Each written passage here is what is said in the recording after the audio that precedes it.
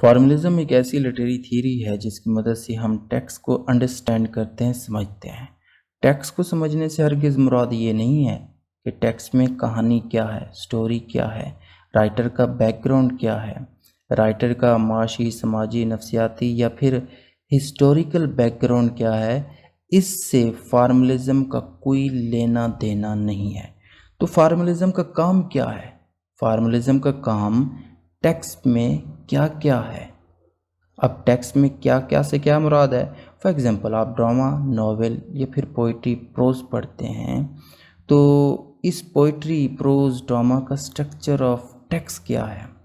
Writer ने text में कहाँ पर hyperbole, simile, metaphor, climax, starting point, catharsis, rising action, falling action का यूज़ किया है? कहाँ पे ग्रामेटिकल लैंग्वेज का यूज़ किया है, पार्ट्स ऑफ स्पीच का यूज़ किया है, स्ट्रक्चर ऑफ सेंटेंस जो है ना, ये सारी चीज़ें फॉर्मलिज्म पढ़कर हमें बताता है कि भाई ये यहाँ पे ये यूज़ हो रहा है और ये यहाँ पे ये यूज़ हो रहा है। ठीक है, तो इस फॉर्मलिज्म को ना मज़ीद सिंपल करते हैं। जब हम कोई टेक्स्ट पढ़ते हैं तो सबसे पहले हम क्या करते हैं? हम राइटर के मुतालिक पढ़ते हैं, उसके मुतालिक इन्फॉर्मेशन कलेक्ट करते हैं। फिर जिस टेक्स्ट को हम पढ़ने जा रहे होते हैं उस टेक्स्ट का बैकग्राउंड पढ़ते हैं। फिर आखिर पर उस टेक्स्ट की कहानी पढ़ते हैं। ये हमारा नॉवेल, ड्रामा, प्रोज या फिर पोइट्री के टेक्स्ट को पढ़ने का तरीका है। अब कहीं से फॉर्मलिज्म आता है और हमें कहता है कि भाई सुनो, मेरा काम नॉवेल, ड्रामा, पोइट्री या प्रोज या फिर किसी भी टेक्स्ट में ना टेक्स्ट के स्ट्रक्चर को पढ़ना है। याद रखिएगा, टेक्स्ट के स्ट्रक्चर को पढ़ना है। टेक्स्ट में कहाँ पे parts of speech, figure of speech use हुआ है। मेरा काम ये है, मैं रीडर को यानी आपको बताऊंगा कि कहाँ पर, किस जगह पर राइटर ने catharsis, metaphor, climax, hyperbole, Simli, ये सब कहाँ कहाँ पे यूज़ किया है। मेरा काम ये बताना है। मेरा काम स्टोरी को बताना नहीं है, मेरा काम राइटर के बैकग्राउंड को बताना नहीं है। तो मेरा काम क्या है? मेरा काम ये है कि कहाँ पे, किस तरह, किस जगह पे part of speech, grammatical language use की गई है और कहाँ पे किस तरह फिगर ऑफ स्पीच यूज़ किया है। मेरा काम ये बताना है। इसी को मज़ीद सिंपल करते हैं, जेन ऑस्टन की एग्जांपल लेते हैं। फॉर्मलिज्म आता है, कहता है कि जेन ऑस्टन कौन थी, क्या करती थी, क्या क्या लिखा है।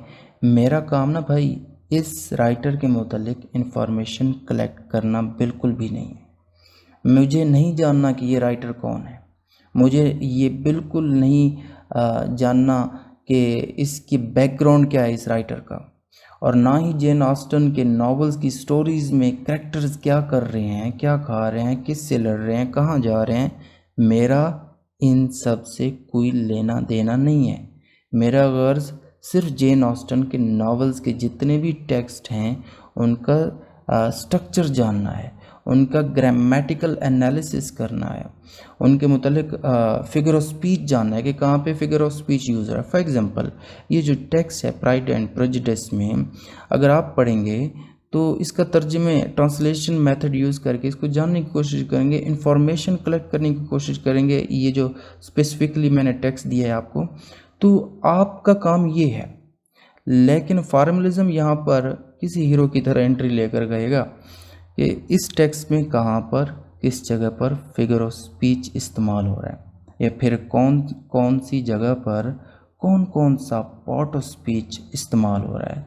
इस टेक्स्ट की मुकम्मल तौर पर छानबीन करके हमें बताएगा कि भाई एक्चुअली टेक्स्ट में ये चीज़ें हैं। हमें ट्रांसलेशन नहीं बताएगा, हमें इस टेक्स्ट का बैकग्राउंड नहीं बताएगा, हमें, मैं फिर से बार बार वही रिपीट कर रहा हूँ कि हमें इस टेक्स्ट के स्ट्रक्चर के मुतालिक बताएगा। तो उम्मीद करता हूँ ये फॉर्मलिज्म का जो टॉपिक है आपको क्लियर हो गया होगा। अगर क्लियर हो गया होगा तो लाइक कीजिएगा, सब्सक्राइब कीजिएगा, अपना फीडबैक कमेंट में देना ना भूलिएगा कि आपको ये टॉपिक कैसे लगा। Thank for watching this.